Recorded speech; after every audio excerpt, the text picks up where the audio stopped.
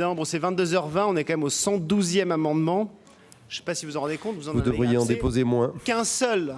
Un seul sur 112, et à chaque fois, c'est un amendement communiste. Il faudrait en déposer moins. Si vous en déposiez deux, on en adopterait 50%. Ma carte au Parti communiste, donc je sais que j'ai beaucoup moins de chances de le voir accepter, mais je vais quand même le présenter, même si c'est 22h30. C'est pas si ancien, hein. Allez.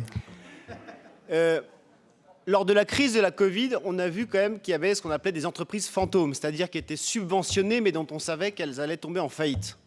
Évidemment, quand les subventions se sont arrêtées, tous les plans de licenciement sont tombés d'un coup et on a eu 50 000 travailleurs sur le carreau.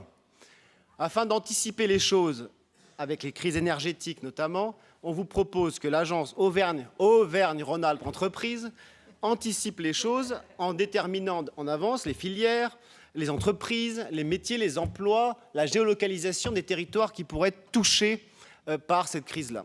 Et d'agir en amont pour justement pallier à ces effets. Ça a un bénéfice qui est quadruple. D'abord, on recense les entreprises, les filières qui pourront être touchées pour prévenir d'éventuels plans de licenciement et éventuellement sauver l'entreprise. Deux, on accompagne, si ce n'est pas possible, en amont les ouvriers qui pourraient être licenciés afin de les former ou de les reconvertir à d'autres métiers.